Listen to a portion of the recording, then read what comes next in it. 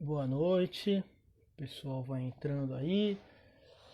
Mais uma live do PMA, 8 horas em ponto, porque aqui nós somos pontuais. Um espectador já, o pessoal vai entrando aos poucos. Vou esperar um pouquinho para ter público. Nosso entrevistado está entrando, pontual também. Estou gostando de ver 4 espectadores. O pessoal vai entrar. Fazer aqui uma breve apresentação, meu querido Brunão, e já te apresento, dar uma pequenos recados e já te introduzo na live.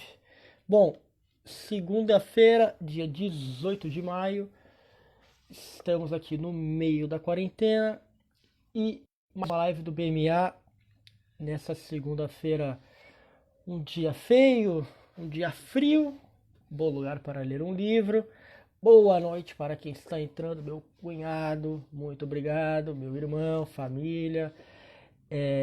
Vocês estão implorando, vocês estão pedindo e nós estamos aqui entregando uma live atrás da outra para vocês, porque nós ouvimos o público e nós damos ao público o que o público pede e o público pede Luca Nieri dando alegria para vocês. Então, boa noite, Lari. Vamos fazer hoje aqui uma live com o nosso querido amigo Brunão, psicólogo formado pela Universidade Católica de Santos, trabalha hoje na Portuguesa Santista, atua mais na base do clube.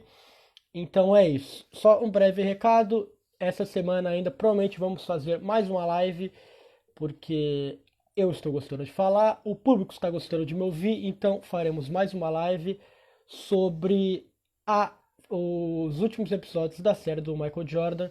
Estreou hoje os últimos episódios, então quinta-feira ou quarta teremos mais um bate-papo com a diretoria, conversando um pouco sobre a série do Michael Jordan. Então vou chamar meu amigo Brunão. Falarei menos hoje e é isso. Darei a voz para o meu entrevistado que entende muito. Boa noite, meu amigo. Tudo Boa bem? noite. Tudo Boa certo. E noite. você? Tudo em paz. Então vamos lá. Brunão, eu já fiz uma leve introdução de você, mas nada melhor do que você mesmo falar de Bruno Fernandes. Então, à vontade. Primeiramente, camiseta sensacional essa. Já Ah, paguei um você pau, viu? não Você apareceu viu? bem, essa tá fera. É isso aí. Bom, eu sou o Bruno, psicólogo da Portuguesa Santista, atuo na categoria de base, trabalho com sub-15, sub-17, sub-20, né? Iniciei esse trabalho com sub-20 esse ano, mas nas outras categorias eu trabalho desde dezembro de 2016 no clube, Legal. né? Como profissional mesmo, comecei como estagiário em 2019 eu fui efetivado como o psicólogo da categoria. Além disso, já trabalhei com outras modalidades, como basquete, handball, vôlei, pela associação realizada no ano de 2018. Né? Então, tenho uma outra experiência em outros esportes. Além também de trabalhar no consultório. Já atendi Legal. atletas de stand-up, paddle, e agora estou num novo projeto, que é Despertar a Consultoria Esportiva. Legal. Brunão, então só para explicar para você um pouquinho e para o pessoal que está entrando vai assistir a nossa entrevista, eu pretendo fazer um pouco dois blocos de pergunta. Mais relacionados no tema geral, assim, da psicologia do esporte, e depois entrar mais a fundo na questão da quarentena, desses impactos, o impacto da crise na vida dos atletas e tal. Então, primeiro momento, já que você fez a sua introdução aí, eu queria que você falasse, acho que para começar seria interessante, que você falasse um pouco sobre a união para um atleta do corpo e da mente. O quão importante é para os dois estarem alinhados, o quão importante um não estar muito diferente do outro, né? Se o corpo está muito bem, mas a cabeça não, quão desequilibrante é para a balança, assim, queria que você comentasse um pouco sobre isso. Bacana essa pergunta, porque quando a gente olha um atleta, a gente tem que entender um indivíduo com diversas valências, né? Umas mais trabalhadas, mais potencializadas, né? Outras um pouco menos. E aí entra a questão da psicologia, um trabalho que muitas vezes clubes não possuem, ou as pessoas têm às vezes uma resistência muito grande com isso, né? O trabalho do psicólogo no modo geral da sociedade, né? Só que atribuir o trabalho assim multidisciplinar é fundamental, não só na questão do trabalho do psicólogo, mas também de outras profissões. E para exemplificar o caso mais, para explicar melhor, responder essa pergunta, fica mais evidente a questão quando a gente trata de um atleta que trabalha no alto rendimento, tem uma alta intensidade de desempenho, de entrega, e muitas vezes, em períodos de partidas, né, ele precisa de ter um trabalho a mais de atenção, de foco, né, de resiliência. E aí entra muito a questão da psicologia, né, o trabalho semanal, as conversas, tudo aquilo que é elaborado para que o atleta tenha essas valências potencializadas. Por exemplo, se a gente pega um estudo assim, básico no futebol, né, onde a zona de risco de tomar gol nos últimos 15 minutos, o atleta já está fadigado, né? Então, o nível de atenção dele já é rebaixado nesse estado.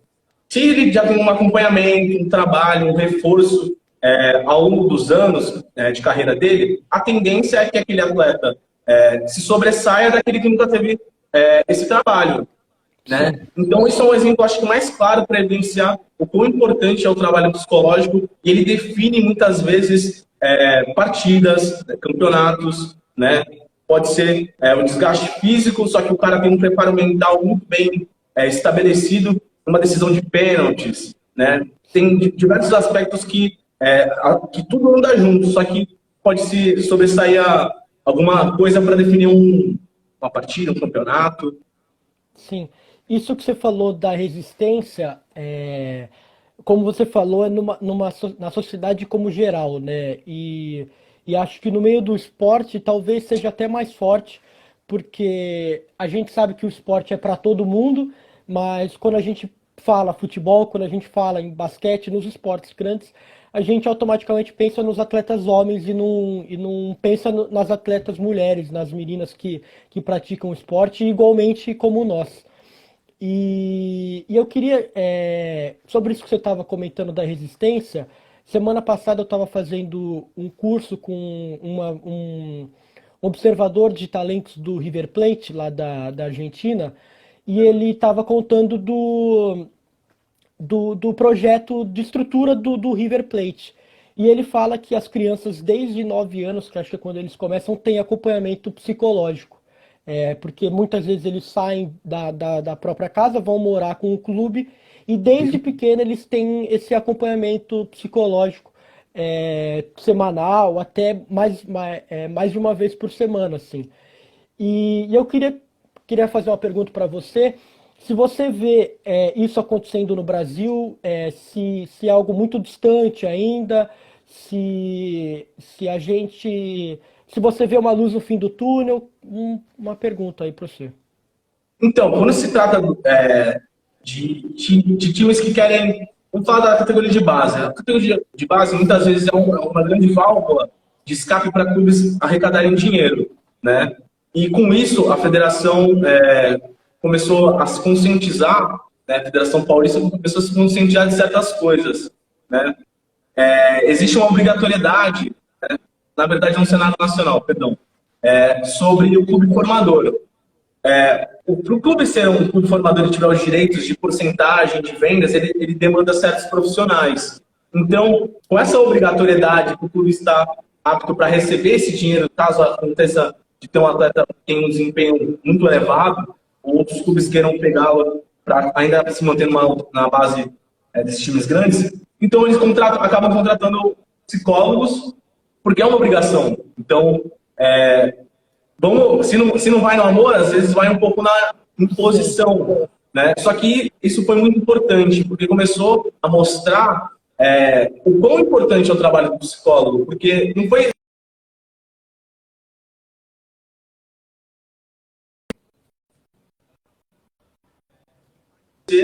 e tem modificado essa perspectiva, né? Tem feito, Sim, feito trabalhos grandiosos. E isso, assim, se falando no cenário nacional, acaba que o trabalho da maioria dos psicólogos acaba sendo nos times grandes. Mas existe times um pouco menos tradicionais, né?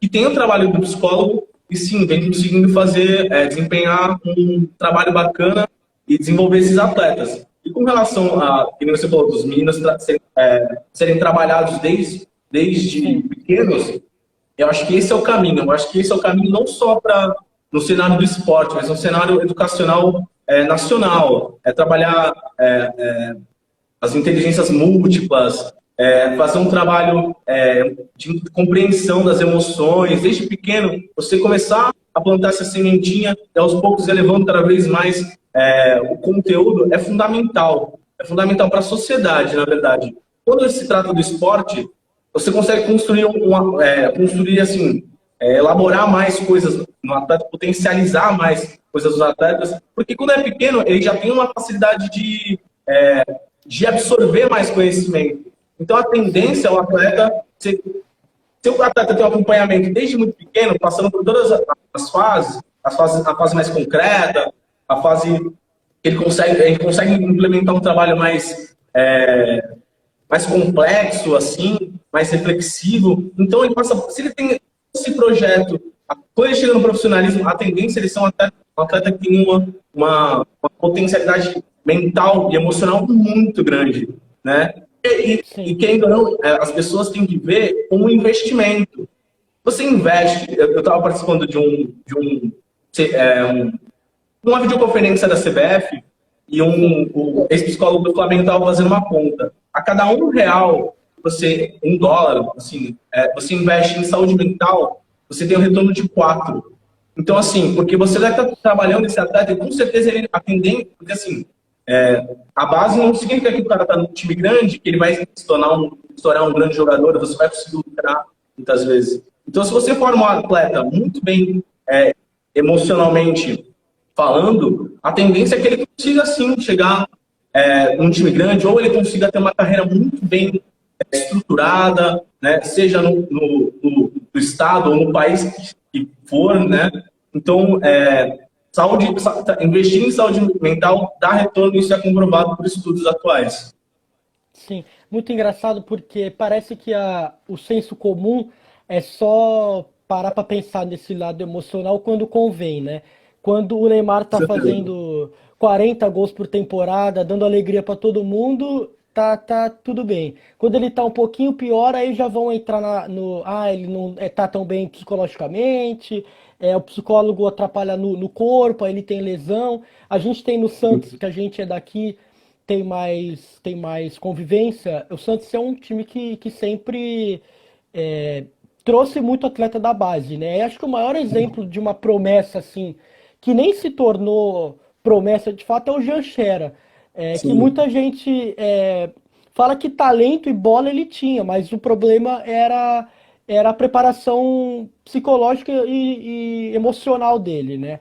E que nem sim. virou atleta de fato. Então, eu acho que é só esse comentário aí que quando convém as pessoas querem se preocupar com isso, né? Quando não, elas Não, querem e deixar é de lado. complicado até o entorno do atleta. Principalmente se você Sim, pegou um caso perfeito onde o entorno do atleta prejudicou totalmente o desenvolvimento, porque as pessoas veem um atleta com um craque na base, esquecem que é um indivíduo em formação, esquece que ele tem sim, todo um processo de maturação, seja físico, seja de personalidade, finalização de personalidade, e já taxam o cara como o salvador da pátria, o cara que vai tirar sim, a família da pobreza, vai enriquecer muitas pessoas, vai enriquecer clube, vai enriquecer empresário. Então, é uma pressão que desestrutura totalmente a caminhada certa que ele tinha. O potencial dele foi desperdiçado, sim. né? Porque às vezes você infla muito o ego de um indivíduo e ele acaba não ficando tão atento ao treinamento,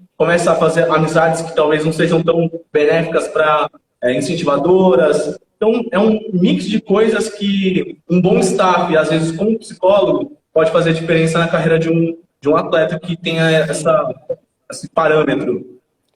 E, Brunão, eu vou fazer aqui uma pergunta da audiência, que temos bastante pessoas assistindo, então eu vou interagir com eles.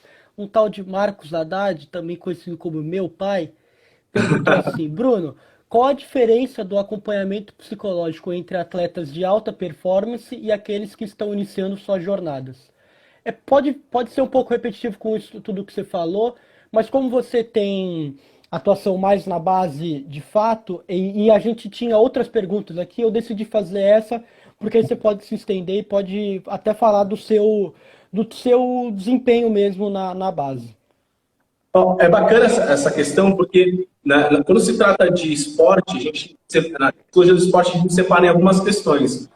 O alto rendimento e aquele indivíduo que quer buscar o bem-estar e saúde, né, que são coisas diferentes. Por mais que às vezes o trabalho em si seja, às vezes quando se trata de um grupo, né, porque quando é individual, a atuada é diferente. Mas no grupo, muitas vezes, os trabalhos serão similares. Só que a gente tem que ter noção do objetivo que aqueles indivíduos estão ali. Aonde é que eles querem chegar? Porque não dá para cobrar e, às vezes, fazer um trabalho com uma escolinha onde o garoto ele quer socializar, que é fundamental na idade dos pequenos, ter essa socialização, aprender regras, respeitar e entender a vitória, a derrota, saber elaborar seu luto na derrota. Então, assim, são muitas coisas diferentes. No alto rendimento, a cobrança é diferente, né? Porque é aquele cara que quer chegar, ele quer viver disso. Então, é diferente, assim, o olhar que a gente precisa ter para essas pessoas. Isso tem que ter uma análise institucional muito grande. Tem que ter um entendimento muito bom de onde nós estamos pisando. Porque a gente não pode fazer umas exigências que não são cabíveis para aquele grupo, né? E o que você gostaria mais de saber? Assim, como é que funciona de fato o trabalho? Pode ser por aí. Porque a gente, como a gente divulgou bastante a live, a gente recebeu algumas perguntas que deram para eu fazer para você. E aí uma delas foi como que é mais esse dia a dia seu? Por exemplo, você vai todo dia para lá, se você acompanha mais individualmente os atletas, se é mais em grupo, mais esse dia a dia mesmo. Tudo bem. Então, como é que funciona? Como eu estou em 3 categorias, eu tenho que dar uma rebolada porque é gente pra caramba. Sim. Então, eu tenho os meus horários bem divididos. Além do mais, eu acompanho muito o alojamento dos meninos que são fora da cidade. Então, eu acabo dizendo que eu trabalho em quatro áreas assim da portuguesa, porque tem toda a questão educacional que eu acompanho também, né? Então isso também demanda bastante coisa. Então, o trabalho de atividade, né, para trabalhar essas valências costumam ser uma vez por semana, né, a conversar com a comissão técnica. Mas muitas vezes o nosso trabalho vai além do campo. Às vezes uma conversa que tem que ser feita via WhatsApp, via vídeo, dependendo do que seja feito. E no grupo em si, como a gente vive no alto rendimento, e uma semana você é o fera, na outra semana você é o pior do mundo, a gente tem uma variação muito grande de coisa. Então não tem uma programação exata. Por isso que a gente precisa estar muito alinhado, a comissão técnica precisa estar muito alinhada. Não tem que saber como é que está o trabalho do outro, né, como é que está o volume das coisas, porque eu elaboro as minhas atividades a partir disso. Principalmente quando começa o campeonato. Né? Sim. Tem todo um processo que precisa ser feito. Quando os meninos vêm, é um processo de avaliação. Então a gente não está com o grupo fechado. Então, aquela questão de tentar fazer o máximo de engajar esses garotos que estão começando a ter um destaque, que estão começando a acompanhar as atividades, para eles começarem a entender onde é que eles estão pisando. E a importância da dedicação, da entrega deles para eles se manterem. Assim que o grupo também a manutenção daqueles que já estavam no ano passado, né? Que às vezes estão frustrados porque não conseguiram uma oportunidade, uma avaliação em um outro um pouco maior. Então, esse é o primeiro momento, o primeiro contato. Depois a gente entra num processo onde o time já está mais fechado. Vem uma peça ou outra, vem um atleta avaliado ou outro, mas a gente já começa a implementar a nossa visão, trabalhar concentração, analisar as lideranças, fazer um trabalho de coesão grupal, né? Começar a compreender também melhor a individualidade de cada um, chamando em conversas, né? Fazendo uma coisa mais no particular para saber como é que é casa, como é que é escola, porque não temos o assistente social. Então acaba também tendo que fazer essa garimpada para ter uma compreensão de como é que esse ser complexo como é que ele funciona, como é que ele é fora do campo. E isso interfere muito no meu trabalho e vai interferir naturalmente no trabalho dos outros profissionais, né? E aí a gente entra um mêsinho antes da competição, começa já a dar aquele gás, aquele frio na barriga, começa a fazer atividade mais voltada para isso, para fechar o grupo, né? Começou o campeonato? Loucura. Aí só Deus sabe, vai depender de resultado, a gente vai fazendo uma análise de cada jogo, vai conversando, legal, vai tentando montar estratégias, além do mais, fazendo um trabalho, fazendo um grande... Eu vi agora a professora Roberto, caramba. Esse me ensinou. Aula de futsal no Andradas, quando era criança. Nossa, muito bom. Época muito boa. Voltando assim. Então, uma compreensão, a gente precisa ter uma compreensão muito boa dessa pré-temporada, começar a implementar as coisas, né, ao longo do campeonato. A gente já tem entendimento de como é que funciona esse grupo. Então, a gente começa a perceber quais são as deficiências deles, né? E que a gente pode ser trabalhado nesse meio tempo, porque os jogos são de sábado, né? Então, um dia a gente está jogando em casa, depois a gente está indo para Amapá, tá jogando contra o Santos lá no CTR Pelé. Então, assim, é tudo muito intenso quando começa o campeonato. E a gente precisa, nós principalmente aqui da parte de psicologia, temos que estar muito bem mentalmente para fazer essa análise e dar um posicionamento para a comissão técnica também sobre essa parte emocional também e mental. Sim. Esse não sei se é muito o meu papel, mas, pô, fiquei impressionado com o que você falou, porque a gente não pensa muito nisso, mas de tudo isso que você vai falando, você vai pensando, pô, pode crer, faz sentido, e acho que é um trabalho ideal, assim, considerando, levando tudo em consideração, né? A gente sabe, pô, Portuguesa Santista, nossa briosa querida, é gigante, mas não vive dos seus melhores momentos financeiramente falando e tal. E saber que tem gente nova, nós temos um outro amigo nosso que é fisioterapeuta da Portuguesa, é novo também. Então, é muito legal, de verdade. Estou falando isso com o coração aberto mesmo Fico feliz, fico muito cara feliz que de ouvir isso está de coração também. começando a acompanhar a Portuguesa mais ferrenho. E é muito legal de ouvir isso que você está falando. Eu vou passar para mais uma pergunta que mandaram aqui e eu tinha feito também aqui, então mais uma vez vou alinhar. Ô Brunão, sobre o impacto e a influência dos pais nos atletas. A gente sabe que como é muito diferente ainda do atleta da base para o atleta profissional, talvez no atleta profissional a influência dos pais é aquela coisa já de uma inspiração, né? Ele não tem muito mais o que provar. É mais do tipo, vou fazer o sonho do meu pai, mas o sonho já está feito, né? Na base é diferente. A gente sabe que em muitos momentos a influência dos pais, ou a falta dela, né? Ou a falta do afeto pode atrapalhar e até acabar com a vida do atleta em formação. Eu queria que você falasse um pouco sobre isso, o quanto que influencia positivamente, o quanto que influencia negativamente. Queria que você falasse um pouco sobre isso daí.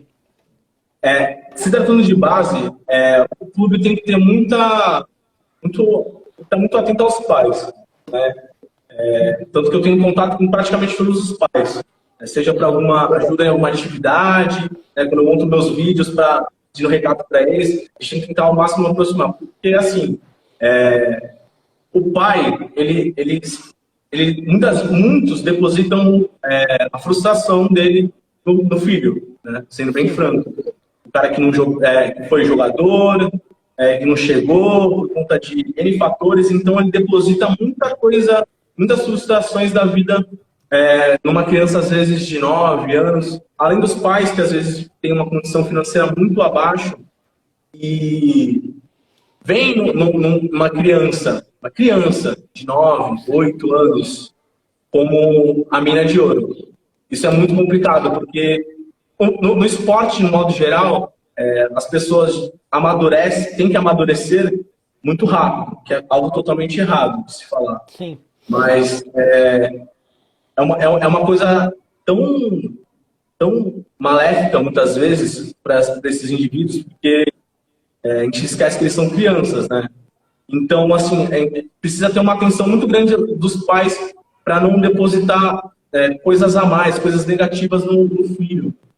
E ser esse cara que vai estar lá na derrota, na vitória, sempre apoiando, sempre incentivando, né? Não ser aquele cara punitivo, no sentido de, você fez um jogo ruim, você treina para isso, você não consegue desempenhar, ou tentando minar. Isso eu acho que é um dos movimentos mais complicados. Quando o pai ele quer interferir no trabalho da comissão, no sentido de, nossa, se você soubesse o quanto de mensagem que a gente recebe de pai, meu filho tá bem, mas sempre esse papo furado de, meu filho tá bem, queria saber como é que ele tá, porque ele tem ficado meio chateado. Será que você não consegue dar uma oportunidade? O cara tá querendo, tipo, meio que quer escalar o filho de uma forma, tipo, Sim. que é totalmente errada, né? Em vez de tentar assim, pô, filho, você não tá... No esporte é o seguinte, até quando a gente manda um atleta embora, a gente fala, você não é um atleta ruim. Não é, isso é um fato. Só que nesse momento você não está no nível dos atletas que nós temos agora. Então, o pai tem que entender que talvez nesse momento o filho dele não esteja bem o suficiente para estar como titular ou como reserva, enfim. E ver que aqueles que estiverem lá, né, vão desempenhar um papel bom. E se a gente precisar do seu filho em um momento vai precisar, ele tem que estar ciente de que ele vai acrescentar. A gente tem que fazer um grupo que seja coerente em todos os âmbitos, desde o cara que joga ao cara que não joga. A gente precisa muito da ajuda dos pais, porque eles precisam também entender isso. Não adianta nada a gente falar no clube todas essas coisas que são verdades e os pais começarem a minar. Falar assim, pô, esse treinador aí que deu anti-escala, pô. Isso aí entrando em um outro aspecto, quando se fala de escolinha, que aí o buraco é mais embaixo, aí o bagulho parece a Terceira Guerra Mundial. Quando se trata de escolinha, quem vai no jogo de escolinha, você vê que os pais passam cada papelão, meu amigo, que é vergonhoso, vergonhoso. Tem muitos que não, tem muitos que são positivos, que fazem esse papel realmente acolhedor, empático, respeitoso. Mas tem muitos que eles acham que a escolinha, o garoto tem que jogar, principalmente quando se fala de escolinha que se paga, né? Então, existe, às vezes, uma cobrança muito grande de jogar campeonato. Sente no direito, né? Sim, tô pagando, eu quero que meu filho jogue, e quero que ele seja o capitão, e a faixa. E se tiver pênalti, ele que bate. Então, esse tipo de coisa que... Mas não só em futebol, a gente pode ver em basquete, handball, pais que têm essa competitividade totalmente exacerbada do lado negativo, cada papelão que você vê que tem pai que é expulso, cara. Tem umas coisas que não pode entrar em jogo, porque o pai quer bater no outro, quer xingar filho dos outros, quer xingar criança. Tem uma coisa que a gente tem, o educador, assim, porque além de psicólogo, eu me considero um educador. Né?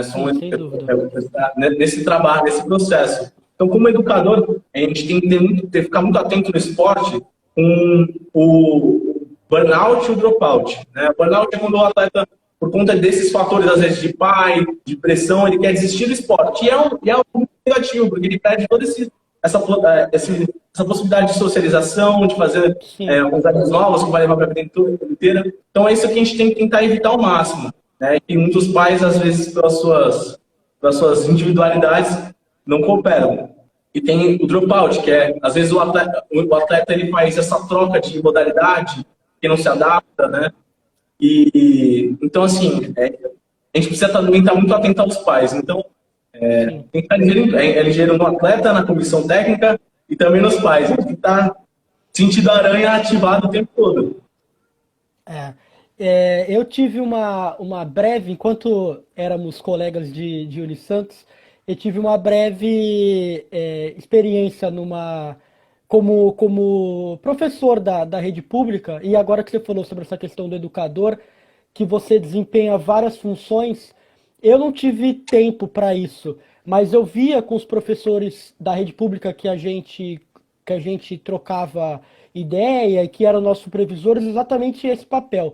Ele tem que ser o psicólogo, ele tem que ser o professor, ele tem que ser o nutricionista, o educador físico, ele tem que ser tudo, porque a cadeia toda tá quebrada, né? Então, por Sim, exemplo, quando totalmente você estruturado. fala sobre isso, que a gente trabalha o atleta no clube, nem o atleta, a criança, o adolescente no clube, mas é o que você falou, não adianta nada ela chegar em casa e não ter uma figura paterna, uma figura materna que apoie, que entenda o papel dela, né? É isso que você Hum, falou, que muitas vezes coloca a própria frustração, coloca no filho o sonho da ascensão social, e muitas vezes os pais eles são mais uma vítima, né? Eles estão hum. ali desempenhando o papel talvez de carrasco, mas são talvez tão vítima quanto a criança, né? Então Muitas vezes é estão muito difícil. reproduzindo um padrão de comportamento que Sim, vivenciou, né? sim.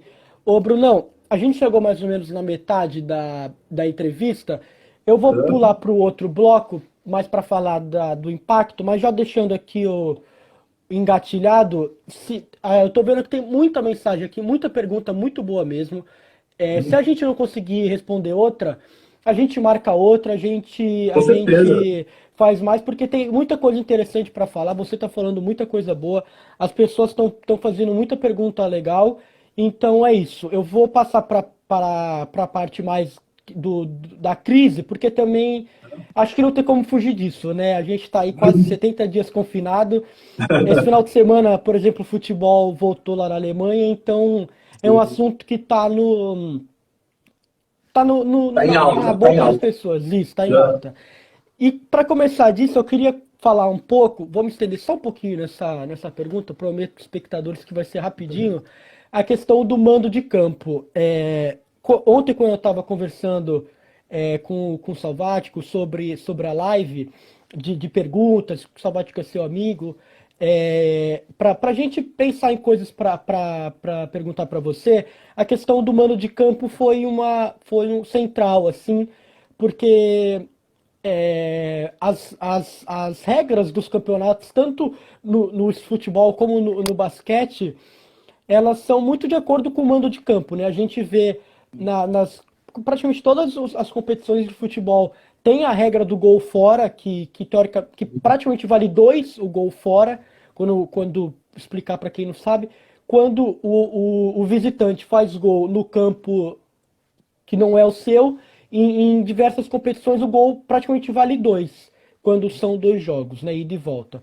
E a gente vê no basquete também. A gente aqui do BMA falou bastante sobre a série do Michael Jordan e tal. E tem muito essa questão, né? Lá, praticamente todas no mata-mata, todas as séries são em 7 jogos. E o mando de campo lá, ele é muito simbólico, assim. Normalmente dois Realmente, jogos. praticamente, quem acaba tendo a superioridade dos Isso, quatro isso. jogos, Hoje eu tava assistindo os últimos 2 episódios da série. sem spoiler, por favor. Não, sem spoiler, sem spoiler. Em algum ano, de algum jogador aí que é a série, a série ficou empatada 2-2 porque os dois primeiros jogos foi na casa do Chicago e os dois outros foi na casa do outro time e cada um ganhou as duas na sua própria casa. Sim. Então, eu queria que você primeiramente falasse um pouco sobre a questão do mando de campo em tempos normais Uhum. e agora, como é que vai ser? Porque aí o mando de Sim. campo ainda vai ter, mas não vai ter mais a torcida, não vai ter mais o xingamento, não vai ter mais Sim. isso. E quanto que isso vai mudar nesse novo normal aí do esporte?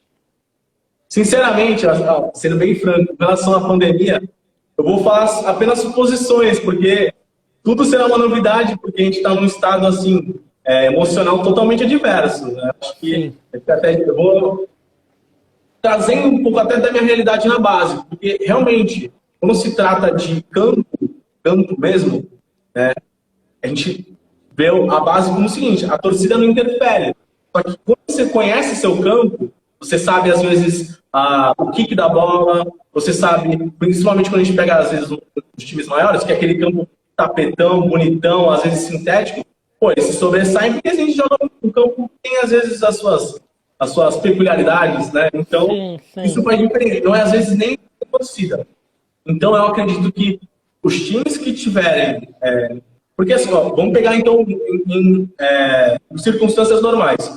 Tu entra num Anfield, ouvindo aquele You Never Walk Alone. Tu é do outro time. Tu quer chorar, velho. Tu quer chorar, porque é uma coisa emocionante. É uma vibração única. Né? Quando você vê a muralha amarela lá no Borussia, você vê uma coisa que extremamente contagiante. Então, a Massa Verde no Allianz Parque é lindo também, pô. Tudo bem. Não é tão bonito como a torcida organizada da Briosa. A Força Rubro Verde, ó, que os caras faz. Mas, assim, entra nos dois lados, né? Aquela inspiração, né? Aquele contágio, né? Aquela cativa muito o atleta, então já vai criando um processo de ativação muito grande, que a ativação é necessário para qualquer ação que a gente tiver na vida. Né? E quando a gente já vai entrar ativado desse jeito no esporte, é fundamental, porque você já entra mais ligado, você já entra...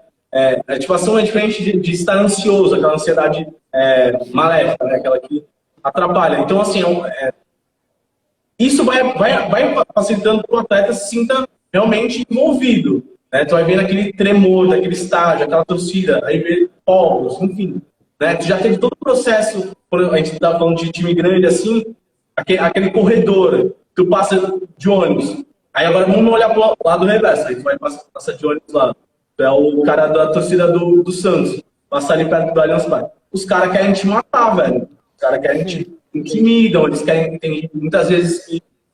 muitas situações que os caras tá com coisas no ônibus, tu se sente amedrontado. Isso abala, né? Aí você vê uma torcida totalmente... Quando você entra em campo, uma vaia, né? Xingando até a tua última geração, até as vidas passadas que tu teve, você treme na base, muitas vezes, se você não tem essa estabilidade emocional.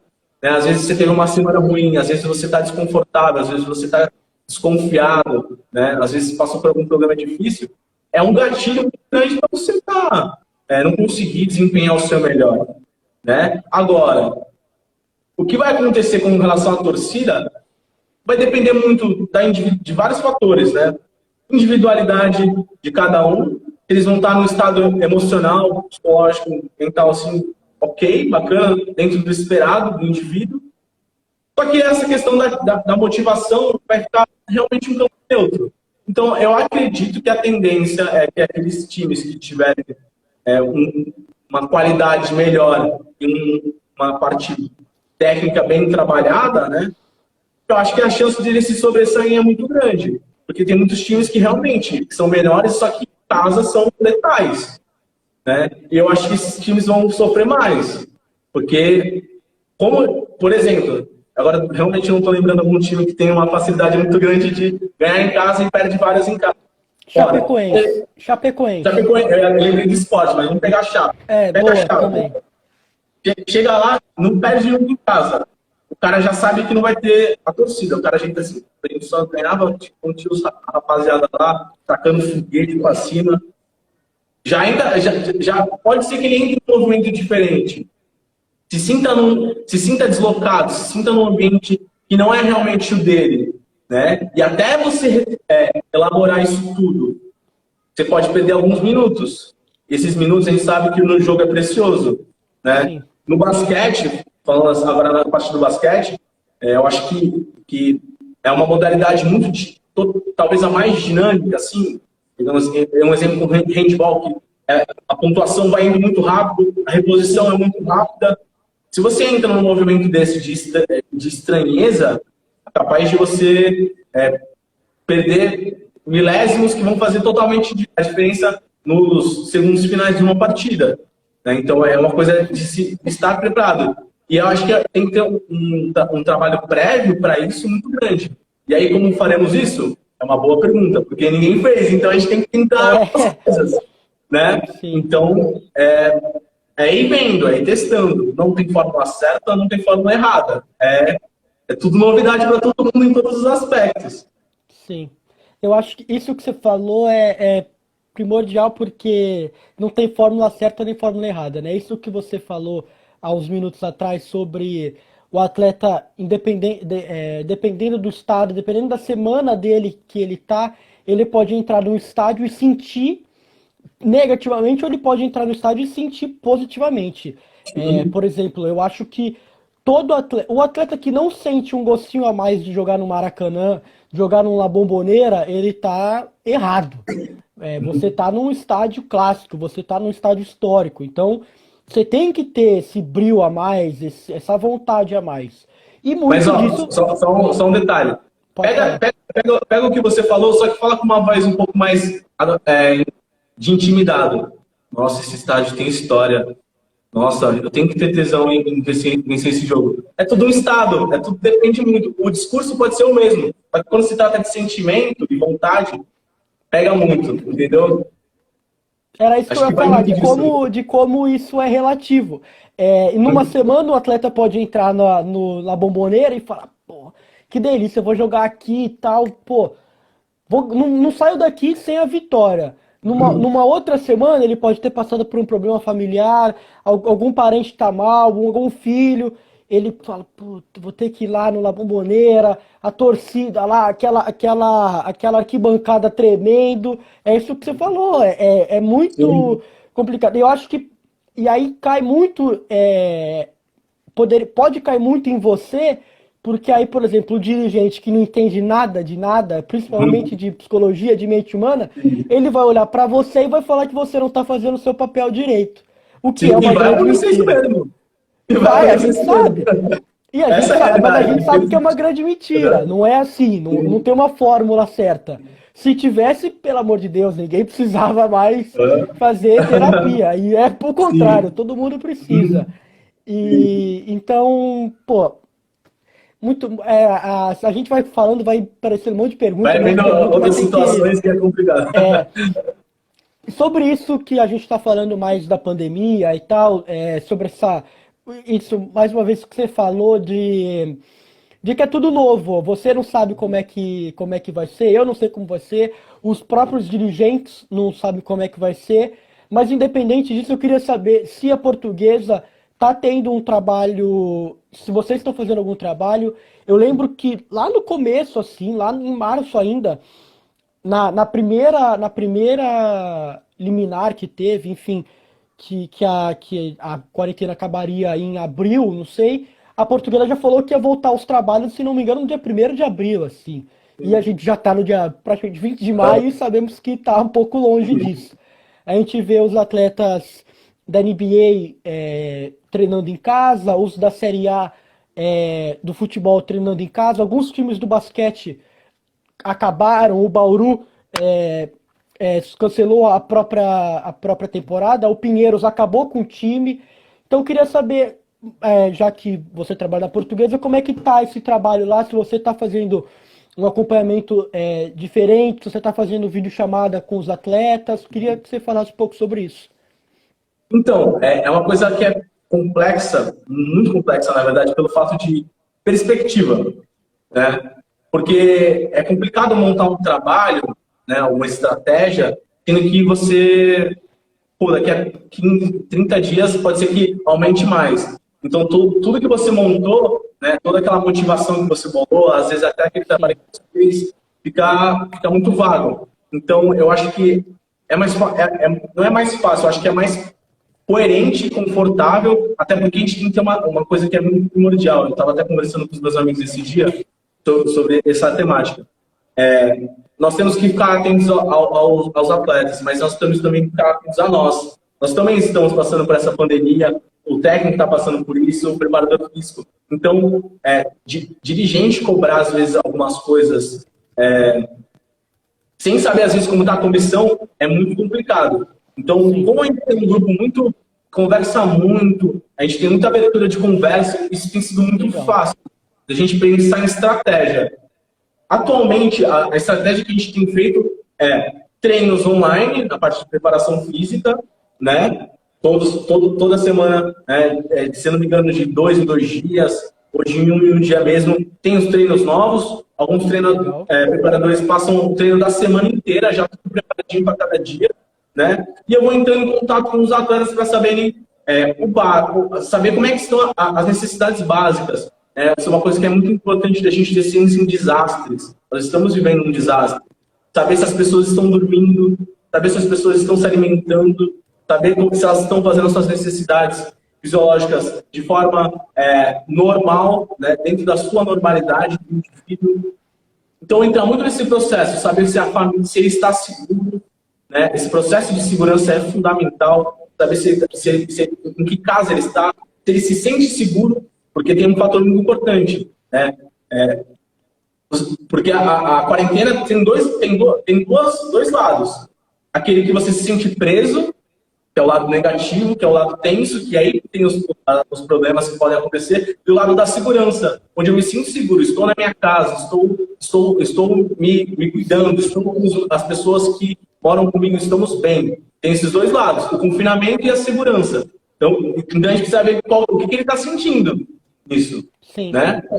E aí a gente pergunta se o cara está conseguindo treinar, se ele está respeitando a quarentena, porque, assim, sinceramente, a gente pega alguns atletas que moram em zonas de risco e, segundo as palavras deles, tá? Bem claro, não é o que eu acho, alguns falam assim, não, aqui onde eu moro não tem isso. Tá todo mundo normal. Então, assim, aí você fala assim, irmão, vamos lá, filhinho, vamos sentar rapidinho. E aí tenta explicar com calma, mostrar algumas coisas, né? Tentar ser o mais acolhedor. Principalmente, acho que esse é o momento de acolher. Acolher, respeitar, cobrar. Não acho que não é o caminho, porque a gente não tem perspectiva. O atleta ele tem que ter esse tesão. Tem que ter aquele tesão de querer fazer acontecer. Então, ele tem que treinar por si só. Ele tem que ter uma rotina, né? Também perguntar sobre a rotina, se ele está mantendo uma rotina. A gente está falando de atletas, crianças, adolescentes. Então, está estudando? Está fazendo as coisas da escola? O que você está ocupando o seu tempo? Porque só de treinamento e de escola já mata bastante coisa, bastante tempo do dia. Você está fazendo isso? Você está interagindo? Você está falando com seus amigos? Você está conversando com seus pais? Está acontecendo alguma coisa na sua família? Né? Se mostrar à disposição, não é porque nós estamos nesse distanciamento que nós não estamos juntos. Mostrar isso claro. Né? E esse foi o processo que eu fui tendo com os atletas aos poucos, né? Porque eu tenho por cerca de 90 atletas, né? Eu tenho 2 estagiários no Sub-15, então, assim, para se organizar, para conversar, que já tem que ser muito bem estruturado. Eu achei muito bacana a CBF, né? Eu até comentei uns minutos atrás sobre a videoconferência. Eles montaram uma conversa com os principais psicólogos dos times do país, né? Falando sobre a questão da pandemia. Foi super rico. Eles mostraram os cases que eles estão utilizando para isso e eu já fiz algumas anotações e pretendo botar em prática também, né?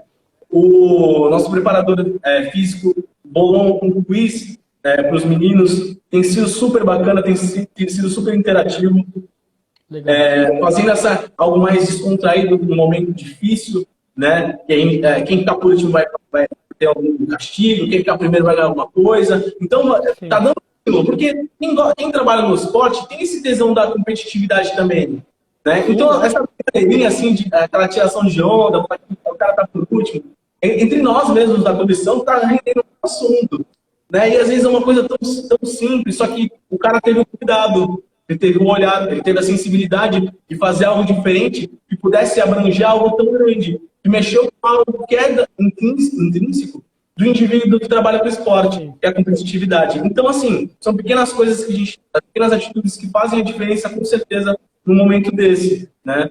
Faz muita diferença.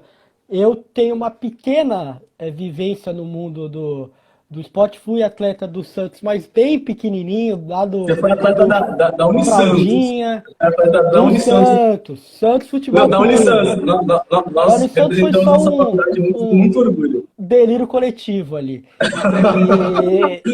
E, eu falo isso com convicção, porque o trabalho do técnico e do psicólogo, enfim, ele faz muita diferença. Porque o adolescente, ele pode não mostrar, mas ele é muito vulnerável. E Demais. quando ele vê, ele sente, porque sente muito, que a pessoa está olhando para ele, que a pessoa está se preocupando, pô, isso faz uma diferença sem igual. Então, é, meus parabéns. A gente está indo para a reta final da live aqui. Tenho mais uma última pergunta para você. Temos mais uns 9 minutinhos para falar, que é mais uma opinião. Dado tudo isso que a gente falou, você falou e eu perguntei, eu queria que você falasse o quão saudável é voltar com o esporte, não necessariamente agora, amanhã, dia 19 de maio, mas nos próximos meses, a curto prazo, levando tudo isso em conta, levando é, esse, essa, esse, essa coisa que você falou da segurança e do medo de estar em casa, que os atletas os atletas não moram em ilhas, né? Eles moram com os familiares, moram com os pais. Se o atleta de alto nível, ele já tem uma idade que os pais já estão quase ali no grupo de risco. Então, o quão saudável é, levando tudo isso em conta, a questão do estádio, da locomoção. Queria que você desse sua opinião aí pra gente fechar em alto nível, como foi a live inteira.